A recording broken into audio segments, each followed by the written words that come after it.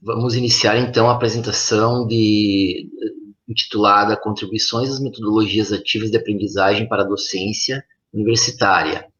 A apresentadora Sheila Graciela Gobo Bombana está com a palavra.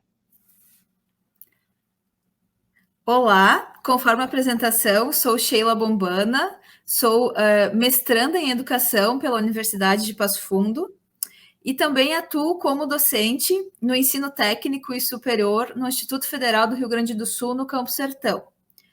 Conforme falado, eu apresento o artigo completo, Contribuições das Metodologias Ativas de Aprendizagem para a Docência Universitária, que faz parte do tópico Metodologias de Ensino para a Era Digital.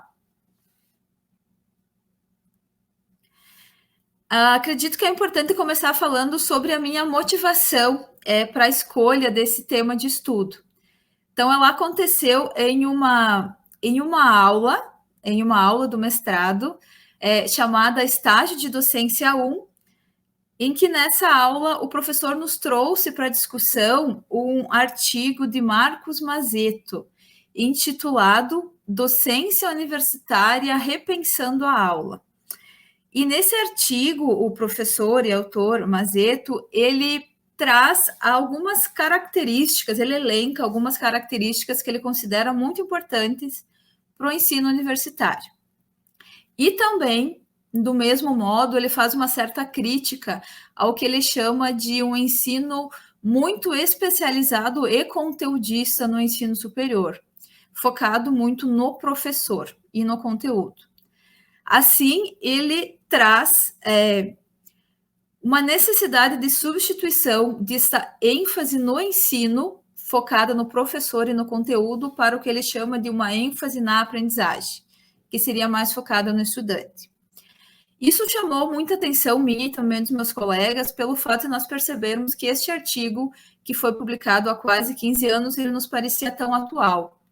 Então, ele conferia muito com as nossas percepções, tanto como docentes e também como aprendizes, como estudantes. Nesse sentido, então, eu achei importante buscar outras pesquisas mais recentes que abordassem esse tema e, principalmente, que ouvissem a opinião dos estudantes sobre isso. E entre os estudos encontrados, duas pesquisas chamaram bastante a minha atenção, que foram o estudo publicado em 2014, chamado A Representação Social do Bom Professor no Ensino Superior. Esse estudo ele foi feito em uma universidade pública do Rio de Janeiro, e os estudantes eles respondiam uma questão aberta. Para mim, um bom professor é aquele que... E, para surpresa dos autores, em grande parte dessas respostas surgiram características como adjetivos como é didático, é interativo, se preocupa com o estudante, muito mais do que, por exemplo, conhecimento técnico ou atualização sobre informações da área, que ficaram com em torno de 6 a 8%, que apareceu isso nos adjetivos descritos pelos estudantes. Então, também nesse estudo, os autores enfatizam que existe uma mudança no papel do professor, que o papel do professor tem sido revisto durante muitos anos, mas que isso ainda precisa de algumas mudanças. Isso aparece também na fala dos estudantes. Outro estudo, mais recente ainda, publicado em 2019, chamado A Pesquisa Geração Z, ela ouviu jovens universitários que nasceram depois de 1995, então chamados estudantes da Geração Z, que já nasceram na era com acesso mais fácil à informação, e essa pesquisa foi realizada com estudantes do Brasil inteiro, de instituições privadas e de instituições públicas.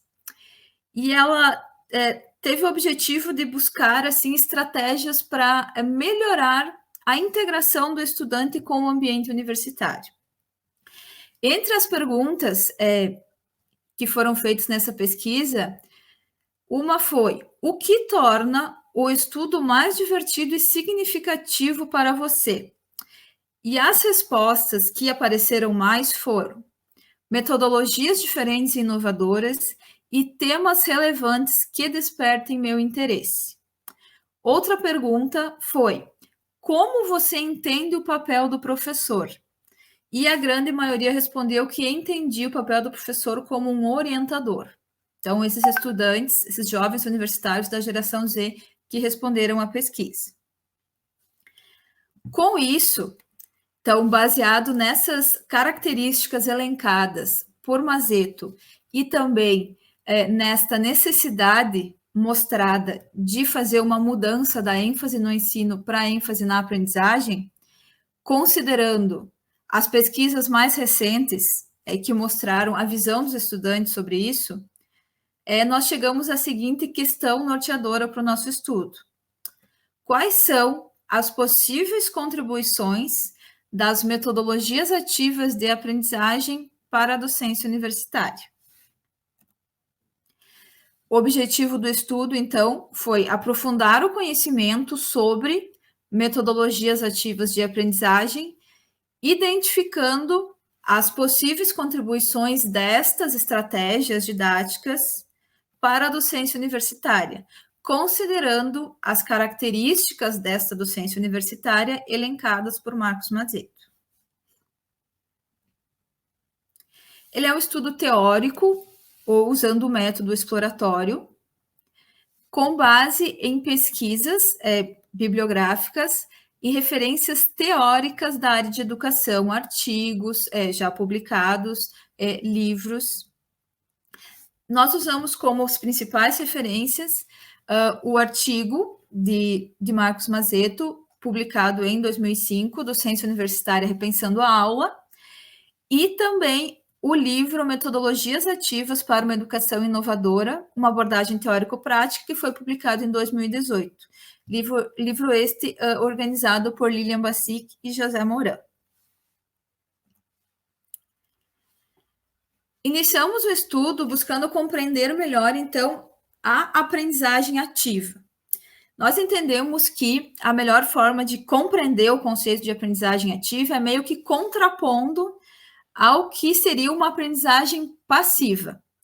Então, eu escolhi esta pirâmide do aprendizado, que ela já é bastante conhecida, no meio da educação, mas nela, William Glasser nos mostra o grau de aprendizado do estudante conforme a técnica de mediação utilizada pelo professor. É claro que esses percentuais que estão aqui, eles não são absolutos, porque nós sabemos que cada um de nós tem uma forma diferente de aprender, tem um estilo de aprendizagem diferente. Então, alguns podem aprender mais fazendo uma atividade prática, uma atividade maker, e outros talvez aprendam mais assistindo um vídeo, ou lendo e ouvindo. Mas, de maneira geral, o que esse gráfico nos mostra é que sempre que o estudante vai consumir simplesmente um material que foi elaborado pelo professor, como ler um artigo sugerido pelo professor, ou ouvir uma explanação em uma aula chamada tradicional, assistir um vídeo, ouvir um podcast, ele tende a aprender menos do que quando ele se envolve mais naquele processo de aprendizagem. Ou seja, quando ele precisa discutir uma situação, ele precisa pesquisar, selecionar informações, analisar, debater essas informações. Também quando ele vai realizar uma atividade prática em um laboratório. E ainda mais quando ele precisa se apropriar de um determinado conteúdo para depois discutir esse conteúdo, seja com seus colegas, com os professores, fazer uma apresentação. Então, esta situação representada por essa pirâmide nos ajuda a compreender a aprendizagem ativa e ela traz uma possibilidade deste deslocamento da perspectiva do professor, que é focada no ensino, representado pela parte superior da pirâmide, para a perspectiva do estudante, tá? Que está representada na parte inferior da pirâmide, que seria a representação da aprendizagem ativa.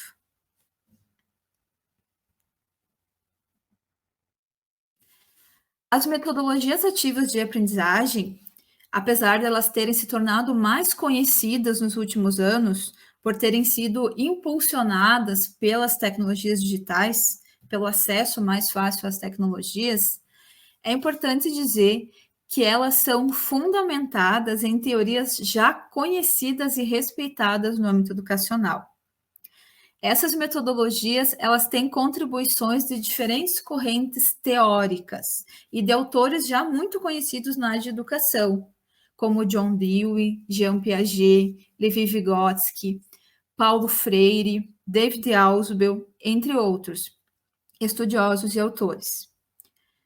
As metodologias, elas são concepções educativas, que elas estimulam um processo de ensino-aprendizagem crítico e reflexivo, por elas proporem no seu fundamento uma participação de maior envolvimento do estudante. Como nós vemos, uma participação mais ativa do estudante e um comprometimento maior dele com o aprendizado. Ele vai ter maior responsabilidade, vai participar da construção do conhecimento, não vai receber a informação pronta para consumir.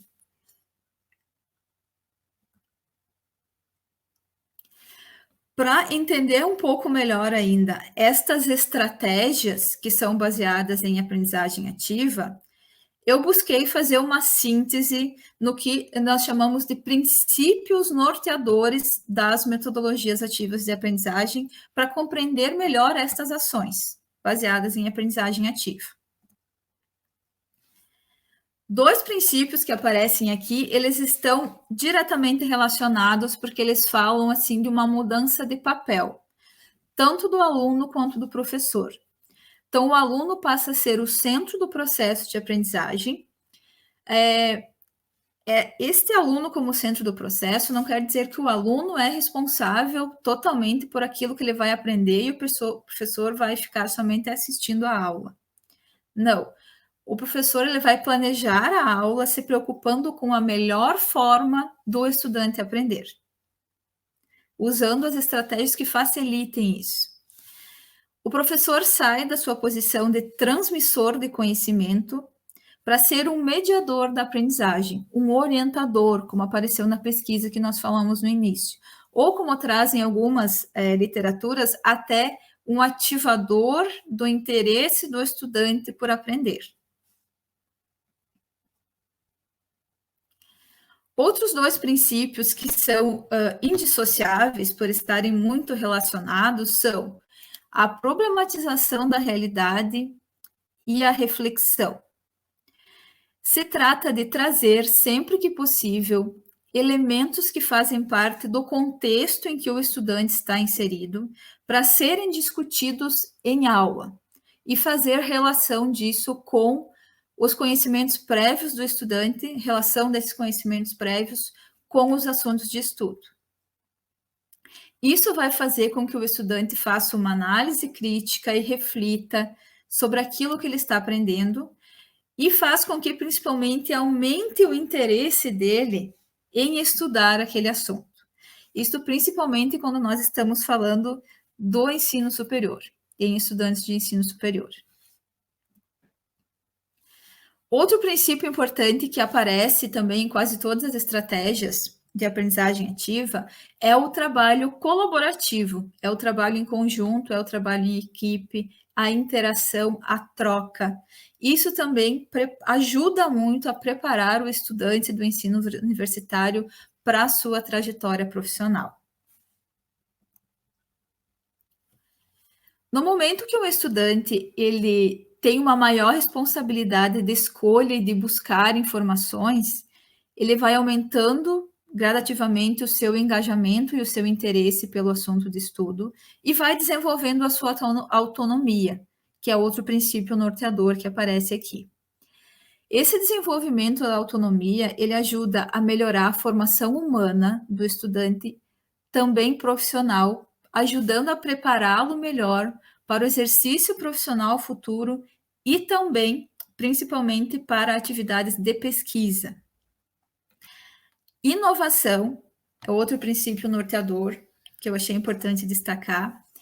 Essa inovação aqui, ela não pode ser confundida somente com usar recursos tecnológicos. Claro que também está envolvido, mas a inovação, ela trata, assim, de criar ambientes que sejam mais propícios, interessantes, para que o estudante crie, que possa estimular a sua criatividade de criação, de experimentação.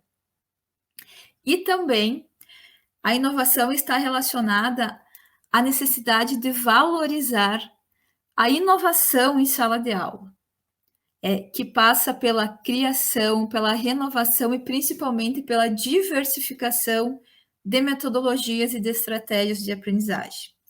Isso vai ajudar o estudante, especialmente falando agora do estudante de ensino superior, a aumentar a sua atenção, a sua motivação e o seu interesse nas aulas. Pois quando ele vai para as aulas, um dia após o outro, e ele se depara com uma apresentação de slides ou com uma fala longa do professor, ele acaba se desmotivando. Principalmente quando falamos em estudantes da geração Z.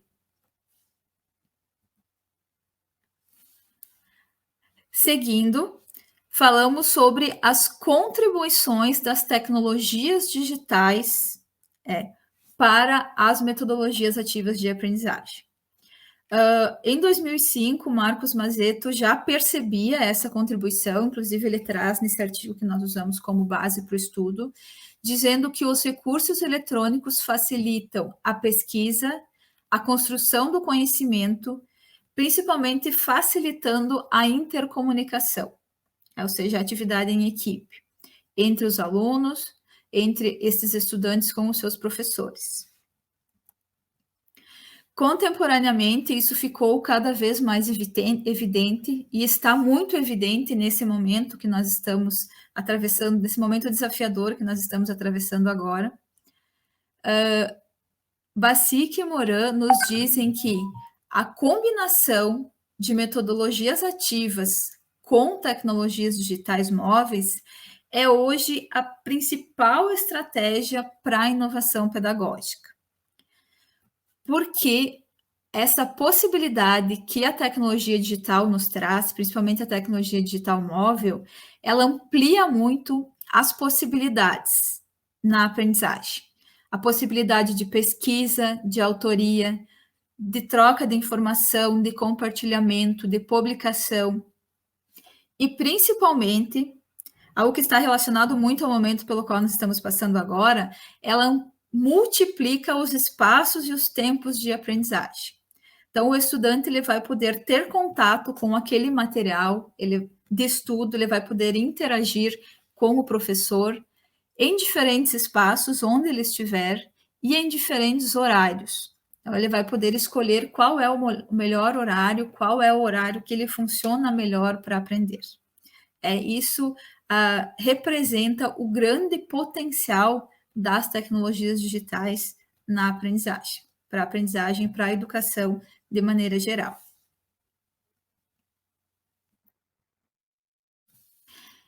Para deixar de forma mais clara o resultado deste estudo, ou nos ajudar a responder a nossa questão de pesquisa, nesta imagem aqui nós temos uma relação entre as características da aprendizagem universitária, elencadas por Marcos Mazzetto, com os princípios da aprendizagem ativa.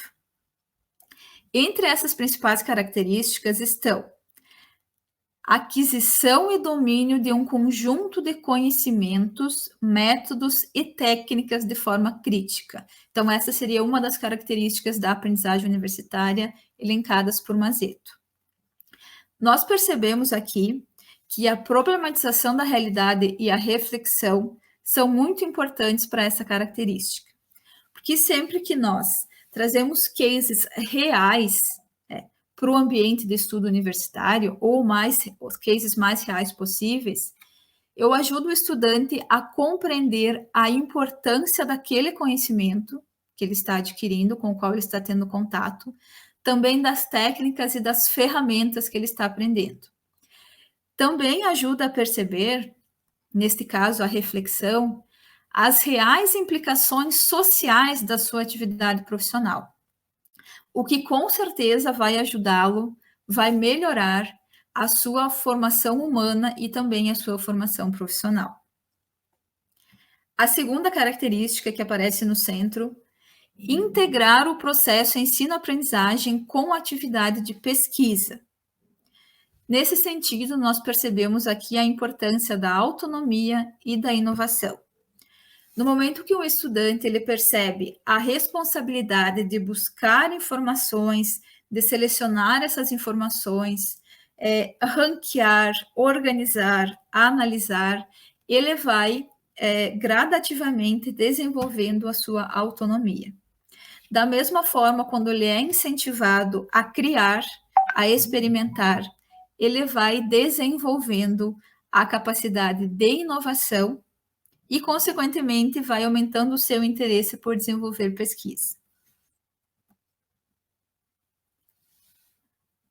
Última característica que aparece mais à direita nos diz o seguinte: a aprendizagem precisa ser relevante e significativa para o aprendiz. Aqui, isso me fez pensar, essa característica me fez pensar em uma situação que é muito corriqueira. O estudante, ele passa toda a educação básica, muitas vezes pensando que ele está estudando aquilo que, meio que por obrigação, porque ele tem várias disciplinas e nem com todas ele vai se identificar da mesma forma, então algumas ele vai fazer porque ele tem que fazer. No momento que ele chega no ensino universitário, no ensino superior, ele se enche de alegria porque ele pensa, agora eu vou escolher o que eu vou estudar. Eu quero estudar tecnologia da informação, eu quero estudar medicina, quero estudar direito, quero fazer design, quero fazer enfermagem, eu vou escolher, vou fazer pedagogia, vou escolher aquilo que eu vou estudar. Mas ele acaba muitas vezes se decepcionando, ele cria uma expectativa alta e não é bem aquilo que acontece. E muitas vezes, depois do primeiro semestre, está querendo desistir ou trocar de curso, enfim. É complicado porque essa expectativa do estudante, ela nem sempre é atendida. Isso não é culpa do professor ou do estudante. É porque nem sempre aqueles conteúdos que estão elencados, que estão no currículo, eles parecem relevantes e importantes para o estudante. Então, o quanto mais ele conseguir perceber a relação e a importância daquele conteúdo com o seu exercício profissional futuro, ou até que aquilo tenha relação com o conhecimento prévio que ele já tem, ou com uma expectativa, isso vai aumentar a motivação do estudante e também o engajamento dele com a aprendizagem. Essa terceira característica, nós podemos dizer que ela meio que permeia todas as abordagens baseadas em aprendizagem ativa, porque ela considera a importância da identificação do estudante, falando especificamente do estudante do ensino superior, com o assunto de estudo. Outros princípios que são importantes de igual maneira para as três características que nós falamos são o trabalho em equipe e também essas mudanças de papel do professor, que sai da sua posição de transferência de conhecimento para alguém que vai mediar e que vai orientar a aprendizagem, e também do aluno, que deixa de ser um receptor, que vai receber um material pronto para estudar, para ser alguém que vai construir em conjunto com o professor e com o auxílio do professor o seu conhecimento. Por fim, tá, nós acreditamos que o uso de abordagens baseadas em aprendizagem ativa podem sim contribuir de maneira efetiva para ampliar o aprendizado em aulas que são mediadas no ensino superior, justamente por entender que estas metodologias elas se apresentam como uma alternativa para facilitar essa quebra de paradigma proposta por Marcos Mazzetto, que é gradativamente sair desta ênfase no ensino e migrando para uma ênfase na aprendizagem, que tenha como centro não mais só o conteúdo e o foco no professor, mas sim fazendo com que o estudante perceba a importância do seu envolvimento e da construção gradativa do conhecimento. É importante dizer que nós sabemos que o desenvolvimento de pesquisas práticas são muito importantes. Para pesquisas práticas, pesquisas aplicadas, que usem metodologias ativas de aprendizagem com o apoio de tecnologias digitais no ensino superior. Eu acredito que várias das apresentações de trabalho que estão acontecendo nesse evento já abordem essa temática e tragam pesquisas práticas, com certeza com muitos resultados positivos, utilizando metodologias inovadoras e principalmente com o apoio de tecnologias digitais. Volto a dizer que eu acredito muito na importância dessas pesquisas para que a gente consiga dimensionar as reais contribuições dessas metodologias para essa mudança de paradigma, para tirar esse foco no ensino e no olhar do professor e levar o foco para a aprendizagem. Acredito também que é importante para desconstruir algumas visões assim equivocadas, puramente mercadológicas ou até preconceituosas que existem sobre essas estratégias didáticas. Nós sabemos que uma parcela dos educadores ainda tem um certo receio e até um certo preconceito com o uso de tecnologias digitais na aprendizagem. E nós precisamos desconstruir esta impressão.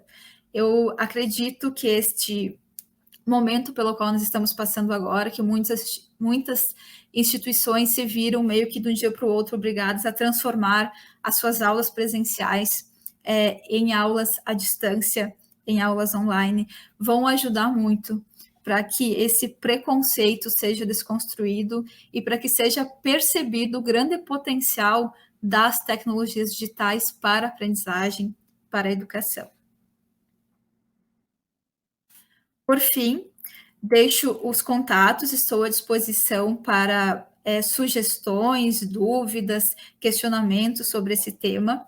Quero agradecer muito a atenção e também a oportunidade de estar participando do evento, de apresentar nesse formato diferente, nesse formato 100% online. Agradeço imensamente a atenção de todos. Bom evento para todos. A educação não para. Tchau, tchau.